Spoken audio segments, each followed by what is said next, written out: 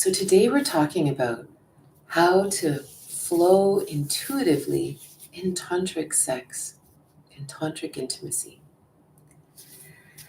And this is very interesting because the foundation of being able to flow intuitively in intimacy is deeply understanding that we don't know where we're going.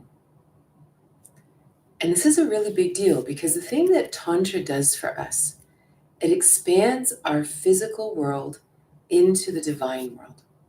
Suddenly, our physical reality merges with the infinite reality in very interesting ways. Like, obviously, I still remain this limited physical being, but my experience of the world starts to blend with an infinite experience of the world. I just do it from this physical existence, from this particular incarnation. So if you imagine if we're sort of stuck in just the physical world, and we're going to have what we would call, say, just regular sex, which can be very enjoyable, full of fun orgasms and pleasure and love and all the good things. But one of the primary differences is in regular sex, we know where we're going. We know that we want to have an orgasm. We know that we want to ejaculate. We know that we want to experience love. We know that we want to be able to sleep. Maybe we're in a bad mood and we want to change our mood. But we have a goal as to why we're doing it. To get to that goal, we have tricks. We have patterns, we have abilities, we have things that we know that if I do this, my partner will like that.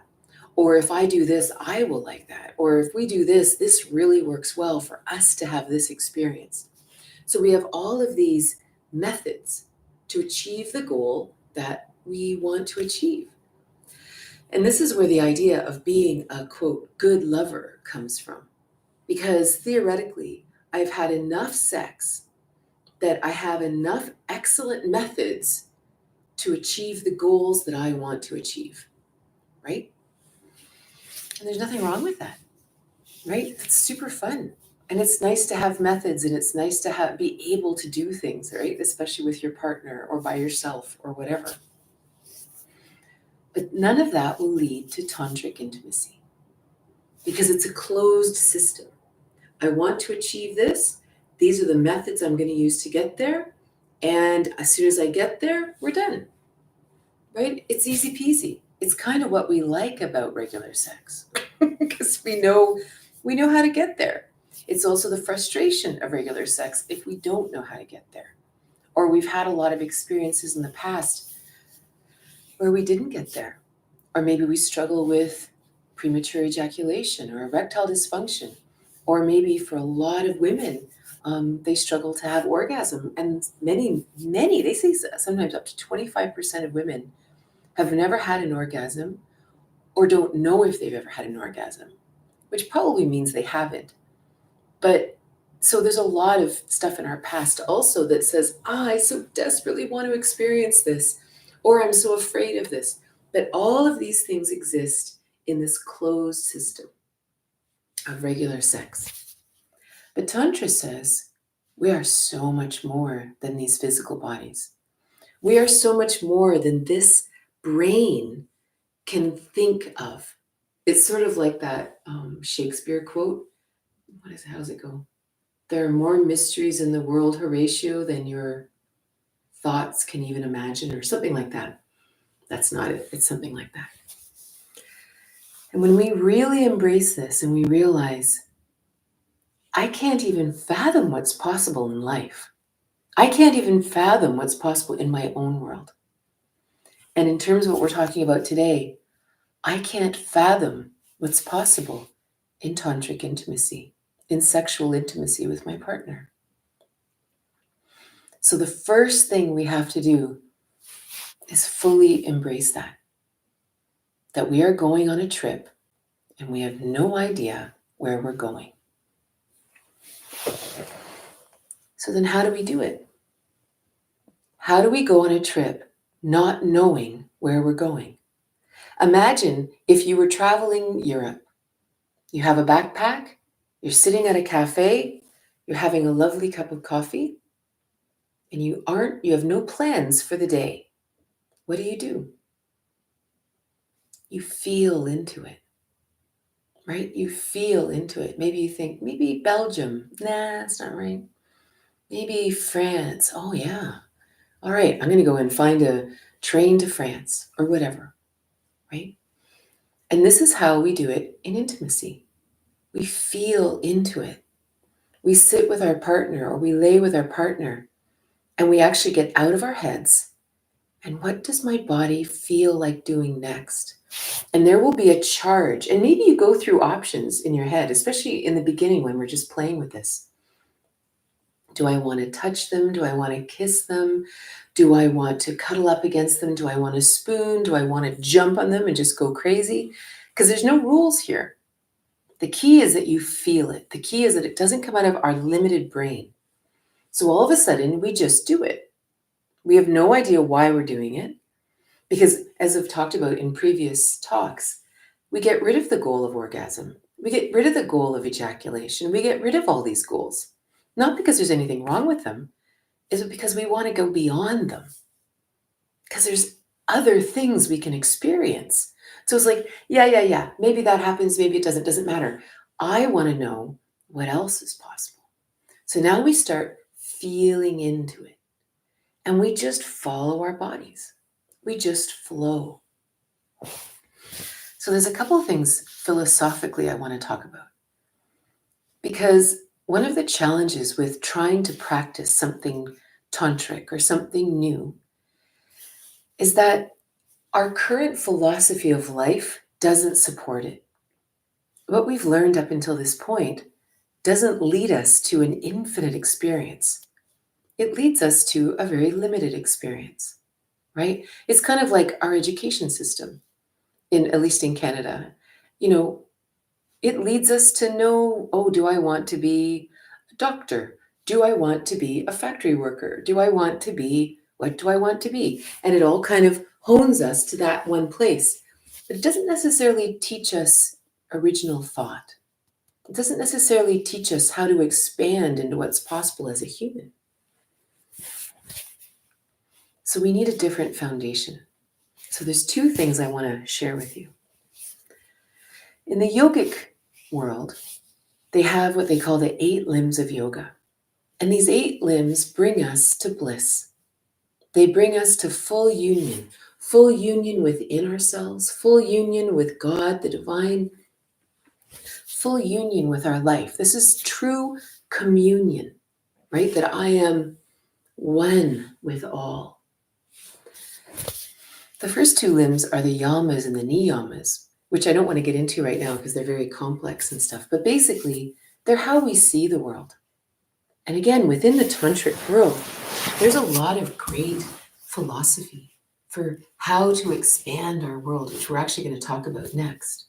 So that's kind of the yamas and the niyamas. What are our philosophies for living? And to make sure they really line up with an expanded version of life. The next one is asana. Now, of course, in the West, we think asana is doing cool physical postures. But asana actually means your seat on the planet. How do you feel in your body here on earth? So you want to have a comfortable asana. So imagine this in intimacy. Imagine lying in bed and you are fully comfortable. And not just in the bed, but in your body. You like who you are. You have self-love. And as you lie there, you are fully relaxed. Now, this is a journey. Maybe that's impossible for you right now, right? And that's why Tantra is a journey. We don't just start here necessarily. We go through all kinds of beautiful unlearnings. But anyway, so the first step is we're comfortable in ourselves. And imagine lying with someone who's really comfortable with themselves. And if they're not, you know that you'll probably spend some energy making them comfortable. or helping them to become comfortable, right? And that's okay. We love them. We'll do things like that until everybody's comfortable. Oh, we have some jingly bits because I'm taking care of my daughter's cat. And Ed is making an appearance here on YouTube. Ed is the three-legged cat, the one-eared cat, and he has a bell. So apparently we're going to have some bells during our talk today. The next step, the next limb is called, oh, actually, let's go with pranayama. And pranayama is breathing. So now imagine you're lying with your partner, you're comfortable, and you're breathing, right? Cat eating the plants. And you're breathing deeply. And you're relaxed. I may have to kick the cats out.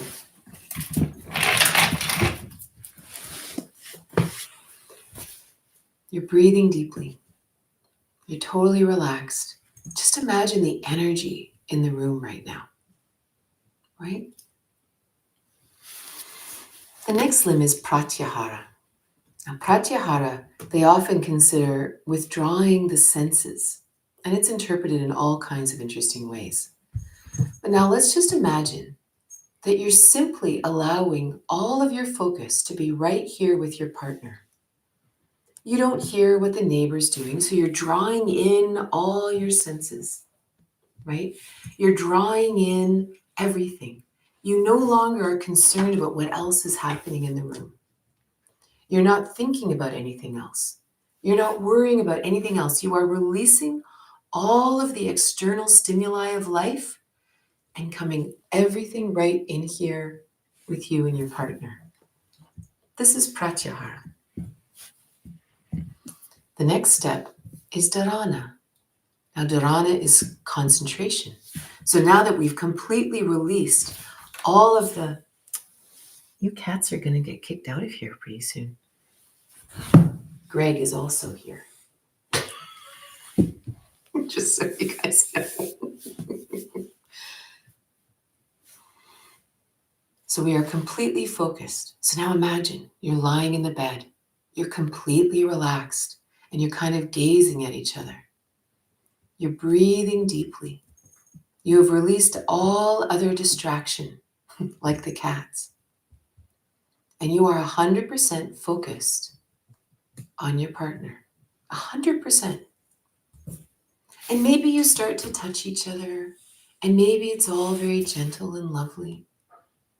And as the touch continues, and maybe even you kiss, or maybe you do something else, all of a sudden you start to get lost in it because you are 100% focused, right? You are only here with your partner. So in the land of 100% focus, I apologize because I have to remove these cats. They're making too much noise. Of course, that may not happen because they're hiding now because they know that I'm going to remove them. Let's see if they keep quiet.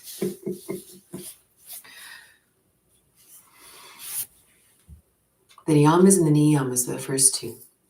Asana, pranayama, pratyahara, dharana, dhyana is where we get lost. This is where we have total absorption. We are 100% in what we're doing. And from there, we experience samadhi, bliss. So imagine if that's all you did in lovemaking. No tricks, no nothing. Just focus, breath, comfort, and allowing ourselves to be completely absorbed in what we're doing. Imagine. I'm removing the cats.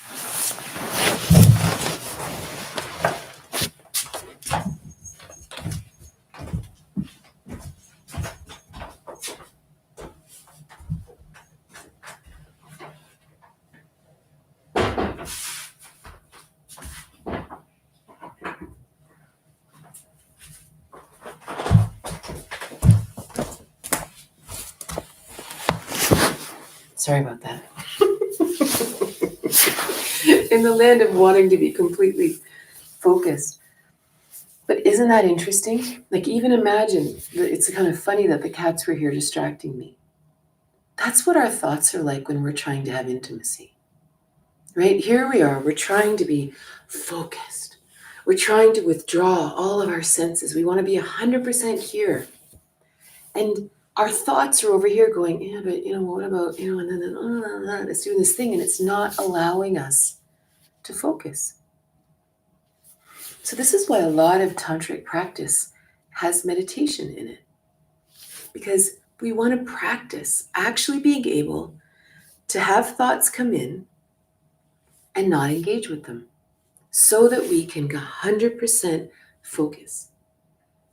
And this is why the tantric path is no small thing. Like, it's always funny, when you teach tantra, especially as a woman, you get lots of emails from men specifically who say, hey, could we get together and can I have a session with you so that I can have a tantric experience? I always kind of laugh about it, like it's a trick. Like, you need someone there who's tantric, who will make you have a tantric experience. Now you imagine anybody off the street who decides they want to have tantric, be a tantric lover, but they can't focus, and they don't like who they are, and they don't breathe, and they have a million thoughts and worries and concerns in their head distracting them. Can they have a tantric experience? Right? It all comes from inside, and it's not complicated. Every single one of us can do this. Like, this is not something that you have to be some magical tantrika or something. All you have to do is do whatever work, whatever practice you need to be able to do those 8 parts of the 8 limbs of yoga, right? If we don't breathe much, then do pranayama. Do things to breathe, right? So I would like to share some tantric philosophy with you. And some of you guys will have already heard this, but it's my favorite way to explain Tantra these days. So the foundation of Tantra is to experience the divine in physical form, which is really easy to say. Like, what does it mean to experience the divine in physical form? It's all just words. It doesn't mean anything. It's nonsense, really.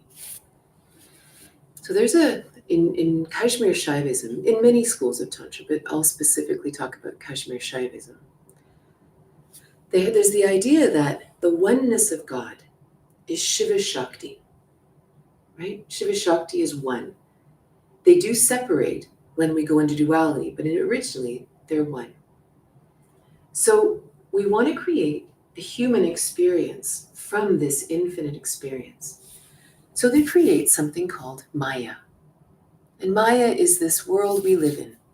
Some call it an illusion. That's one interpretation of it. But whether it's an illusion or not, however it appears, it's still real. It is a creation, So in order for the divine to have a physical experience, which is all of us, it isn't Shiva Shakti having a human experience. It is us, Shiva Shakti, having a human experience. This is really important to understand. We are that experience. There's 2 ways of looking at this. Basically, they say, okay, let's take this divine being and we're going to limit it. We're going to limit its abilities. Okay? So we're going to limit its abilities in 5 ways. They call them the kanchakas, or the limitations, the veils, that kind of idea. So one, well, if we're going to be human, we can't be omnipotent, right? We can't have all the power in the world. So we're going to have limited power, which is called kala. It doesn't matter what the Sanskrit is, but if you really dig Sanskrit, this is the Sanskrit. We can't know everything. We can't be omniscient, right? We can't know everything and still actually enjoy a human experience. So we're going to have limited knowledge, which is called vidya. We're going to be imperfect. Like we can't be all things, right? We're going to be incomplete in many ways because our complete self would be Shiva Shakti. And that incompleteness is, well, it leads to the desire to create things, the desire to find things out there that will complete us, called raga. We're going to, instead of living in time being, in timeless space, we're going to live in time, past, present, and future. This is called kala, time. And then they have, what's it called? Niyati. And this is what they call causality. That when I do this, this happens, which creates this, which happens this. So this is sort of experiencing the effects of our actions over time. So in that line, my favorite way of thinking about this in terms of being human is imagining that you're a professional hockey player. And I know lots of you guys have heard this analogy. So you're a professional hockey player. You're awesome, right? And your 10-year-old nephew says, hey, can you come and play with my team? That'd be so cool. I'd be so popular, right? And so you're like, huh. So you could go and you could just babysit for an hour and just skate around with them. Or you could create handicaps and you could tie your right arm behind your back and you could have a patch over one eye and you can only skate backwards or whatever. Then you get to play. You actually get to play. It doesn't matter that you have a limitation. It's not like you've forgotten that you're a professional hockey player, but now at least you get to play. So now imagine from that perspective, making love. You're in this physical body. There's a time-space continuum. You can only do so many things. You can only know so many things physically. But inside, you know that if you want to know something, just ask. Intuition will bring it. If you deeply want to do something, just do it, and it will happen. There is no such thing as time. So just stay focused, and time will bend. Imagine making love like that, knowing that you are all that while making love in this beautiful physical body we were given, right?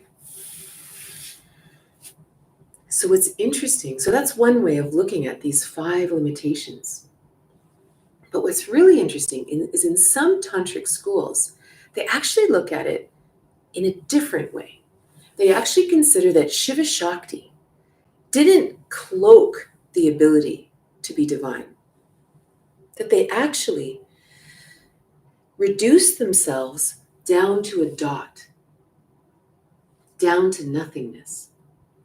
And they added back some divine power, some divine energy, some sense of timelessness, some sense of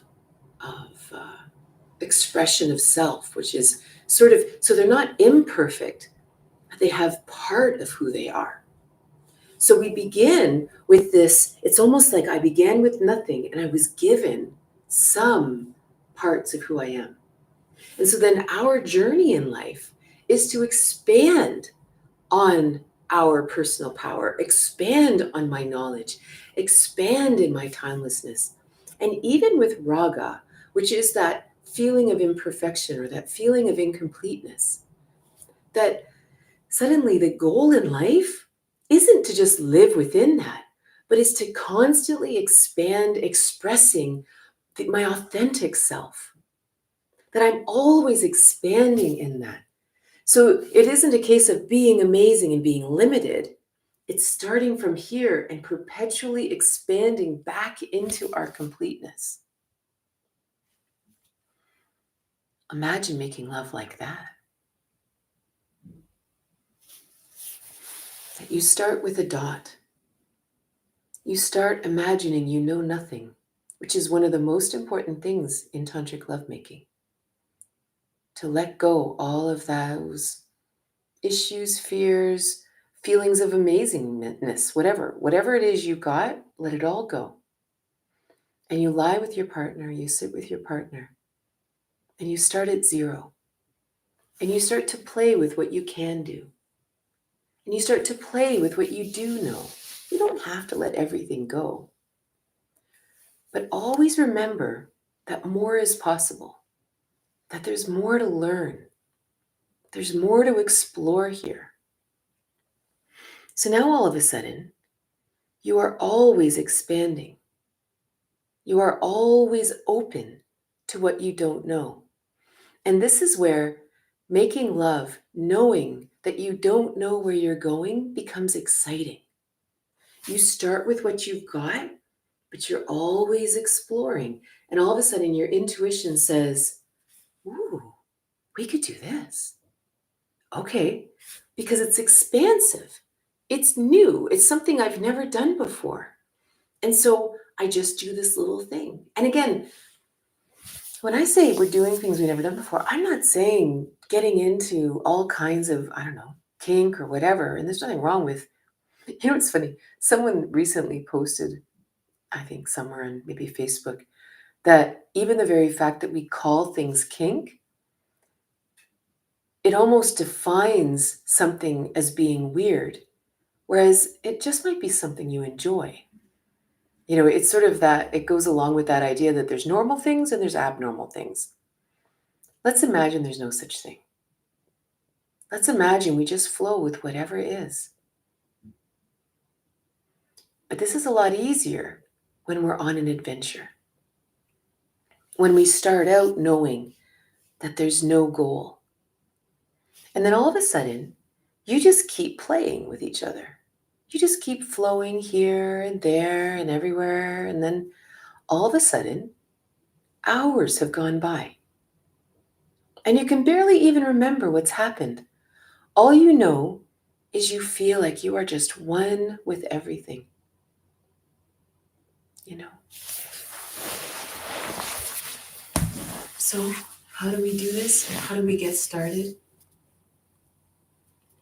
You're just here.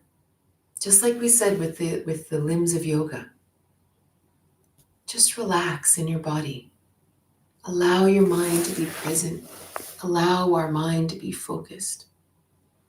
Look at this beautiful person in front of you with so much gratitude. Like they want to be with you right here. They want to be this intimate. This is very, very special. To explore the unknown. To imagine that you've actually never made love. I was reading something this morning. And there was like a quote. And they were talking about how if you are in front of someone, and this also includes ourselves looking in the mirror, that we are not the same as yesterday, but we aren't something else either. Right? If you look at someone, they aren't something other than the person they were yesterday. Like they are the person you think they are, but they are completely different. It's like the idea that there's no physical aspects to us. We're actually just a pattern.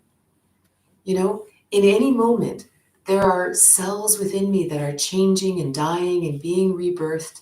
So if you met me 10 years ago, there's actually not a single cell in my body that is the same as when you saw me 10 years ago. But I'm the same person, but I'm completely different. Imagine making love with someone like that. They are completely different. They're the same energy pattern, but they're different. They've had different experiences since yesterday, since the last time you maybe made love. This makes things very interesting. And of course, we're talking about tantric sex today. But the best way to do this in tantric intimacy is to live like this. To live in those 8 limbs of yoga. That no matter where you are comfortable in who you are. That you breathe. that you allow yourself total focus in whatever you're doing, to allow yourself to be absorbed in whatever you're doing, even if it's reading a book or sitting by the ocean or having a conversation with someone. When you can do it in your life without all the pressure, because there's a lot of pressure sometimes in sex. When you can do this in your life, you now create this pattern for intimacy. Imagine playing with these 5, what are they? Fetters, they call them. Some people call them fetters. These 5 aspects, the limited power, limited knowledge. Live in this. Live in this perpetual expansion of our own power. Know that no matter what you're doing, close your eyes and ask for guidance, and guidance will come. You don't have to know everything all at the same time. We just have to ask, and we'll get to know anything we want. It's almost like, today you can Google anything. Well, it's the same inside. You just have to ask, and we'll know anything we need to know.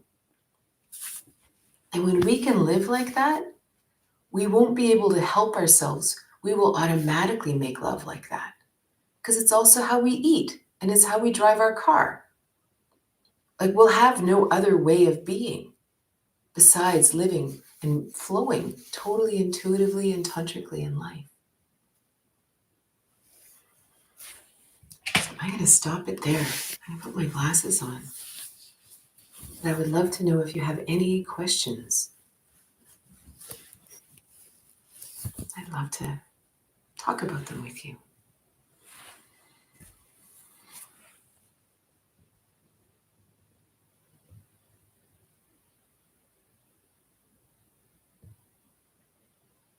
Craig and Ed, right?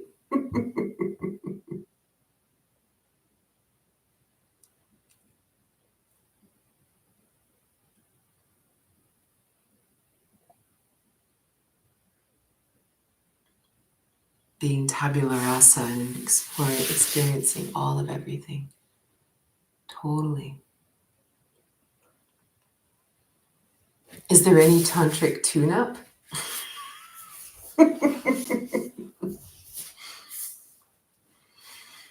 Well, I'd say that you could almost take any one of those 5 limitations, kanchuks, like time. How often do we say, well, I don't have time to do that? Or I don't have time to get everything, the way I want it or whatever. And to really ask yourself in that moment, what if I have all the time I need? What if all I have to do is put my focus on it and everything will get done? And then all of a sudden, everything relaxes inside of you. You can definitely play with time. And then all of a sudden, then when you're making love, there's no hurry. There's no concern. You're just 100% there. Breathing is a huge deal. Like how often we don't breathe. We're stressed out in life, like in our day. All day long, just notice if you're not breathing. Because what we do is, if we're stressed out, we stop breathing. Because it stops our emotions, it stops our feeling.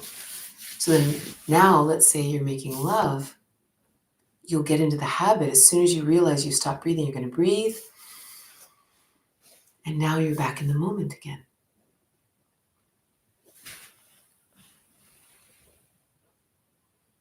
Isn't it interesting that we come from a place where we say, what if I had this or that, instead of coming from the place where we indeed have everything? Totally. That scarcity mentality is so widespread, like it's such a big deal. Whereas imagine living in that abundance. I mean, that's essentially what those 5 fetters are teaching us. We have access to the abundance if we want it, right? I don't know if this is a question, but I'm working on bringing these concepts out of my head and into real life action. I realize I don't live so much of what I believe.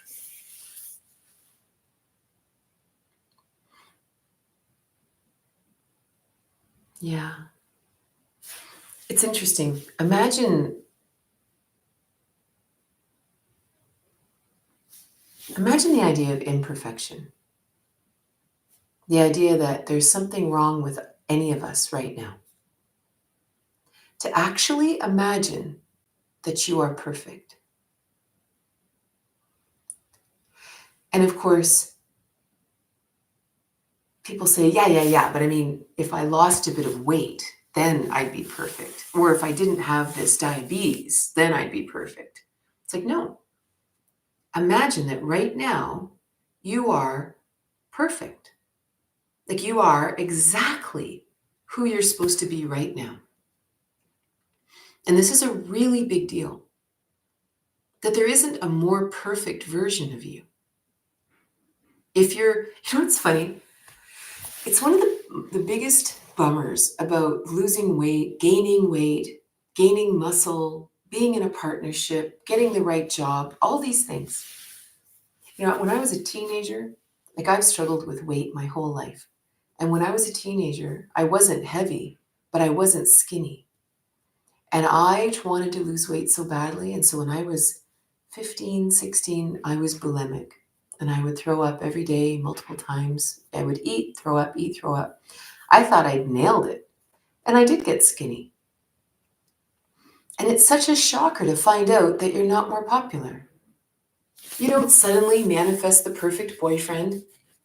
Nothing changes. You're just skinnier. How often we think, oh, but if I had a partner, my life would be so much better. And then you get the partner and you realize that inner angst, it's still there. It doesn't change anything. So this brings us to this idea of raga, this imperfection, the desire for completeness. It creates this thing inside of us that says, if only I had that, I would feel complete. But if only I had that, if only I had that, if only I had that. And this is a natural part of being human because it is one of these veils, one of these fetters to believe that you're incomplete so that you'll perpetually desire completion. And one person described it as actually being a nondescript craving. Like we don't even know what we want. Because as soon as we get what we want something else. And then as soon as we get that, we want something else. Because I'm still not perfect. I'm still not happy. But this is one of these fetters. This is one of those things that says, but this is simply you wanting to experience your Shiva Shakti wholeness. That's all. And that's what I mean when I say, imagine you are perfect right now. You are everything. This body, this life, this particular moment in time, it's just a moment in time. Right? And 5 years from now will be another perfect moment in time. And maybe you're 5 years older, 5 years wiser, 5 years whatever. But we're always perfect. And it's really something to get that into us. Because then, especially in the context of tantric intimacy, we will be so much happier to share ourselves with other people. Because we know we're perfect.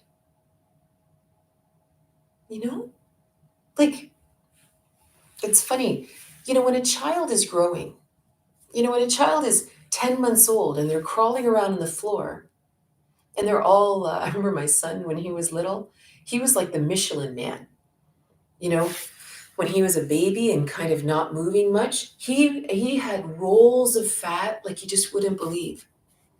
But he wasn't imperfect, right? He was perfect, exactly where he was. And then he started crawling around on the floor, getting into stuff and everything. Perfect. And then he started walking, perfect, you know, and he fell down and he scraped his knee and he's crying and he's mad at his sister. Perfect. Right? Still perfect. At what point do we stop being perfect? Why all of a sudden in adulthood, we're now up for judgment? Right?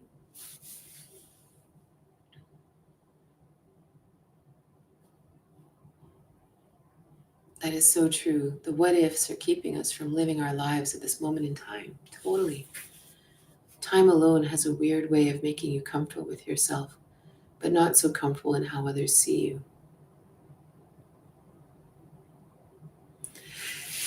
There is an interesting journey of finding wholeness inside in times of solitude. And then when you find people who are really open, you start to get to understand who you really are.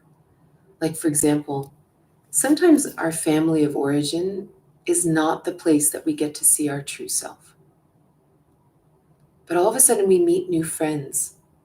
Or, like my son, he's like 28 now, but he loves to go and play in the theater. When he is among theater folk, he is as bright a shining star as you've ever seen. There's something about that community that makes him so happy, and they love him completely. It's really interesting to find that community for us. Who are the people? Who is the person? Whatever. Where we start to discover who we really are. This is really important. I needed this. I get so frustrated with my limitations and my imperfections. It keeps me from living life the way I desire. Totally. Question. Have you received positive feedback from same-sex couples who've explored tantric intimacy? The info on Google isn't so inspiring. Seems there's a need for research, play, and flow in this area. What's really interesting in all couples, including same-sex couples, is when you get to play in polarity. And this is really important.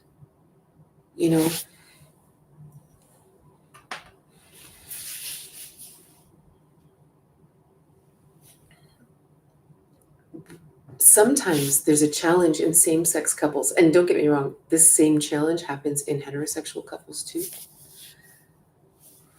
But sometimes it's not obvious who wants to be in the masculine and who wants to be in the feminine, because we tend to make it very gender stereotyped. And for example, I remember one man, he actually loves being in the feminine in intimacy. But he would meet someone and he would be really turned on by them or really aroused by them. But what if they also were a bottom? What if they were also, they preferred to be in the feminine? So one of them will switch into the masculine to top, right? And if they go into a relationship, it won't last because they don't actually want to, the other one doesn't actually want to be the masculine. They want to explore the feminine. And he said, like when he was studying Tantra with me, and he said, it was so interesting to be with someone who was actually a natural masculine. And he was suddenly able to fully explore the feminine and experience everything I talk about. The bliss states, all of it. But as soon as there's sort of that push-pull or flip-flopping of the masculine and feminine, it's like you're all the way in and then you have to come out to neutral and go the other way and then come out to neutral and go the other way. You never get to really flow into that deep cycle, which is the same in heterosexual couples. As much as so much tantric history is heterosexual, right? Because that's just been our history, right? Same-sex coupling has been poo-pooed in many, many cultures for far too long. So it's not spoken about much. But in many heterosexual couples, the polarity also isn't there. Both people are in a kind of dead neutral. And you have sex to kind of, well, I want to have an orgasm, I want to ejaculate, but there's no sense of polarity. There's no sense of the one person really stepping into the masculine and the other one actually receiving, actually exploring their wildness, actually exploring what that is to fully release in the feminine, or for the masculine to fully enjoy that leading role, that power, right? So I actually think the struggles in same-sex couples in this polarity and in this tantric field is exactly the same in heterosexual couples. And in some ways, it's harder in the heterosexual community because there's so much history of the controlling masculine, the controlling man in this instance, and the pleasing woman who just has to fake it or make them feel good. And there's all this crap there. So I really feel like all orientations are sort of starting from a brand new place. And if you're new, I know lots of you guys aren't, but if you're new, and this is interesting what I mean about the masculine feminine, redefining it, this book is my latest book, Divine Union of the Masculine Feminine. And it will talk a lot about what this looks like in intimacy for all orientations. But yeah, definitely for couples who play in that polarity, same-sex couples, changes everything. Like it really becomes an adventure for both people. Thank you for asking. And again, if this idea of Tantra is new for you, then this book, this Tantric Intimacy, this is my book. I highly recommend finding out more about that because it is a very different journey and it needs a different foundation than what we're accustomed to. Well, thank you guys so much for being here. I hope you have a wonderful day. We'll see you later.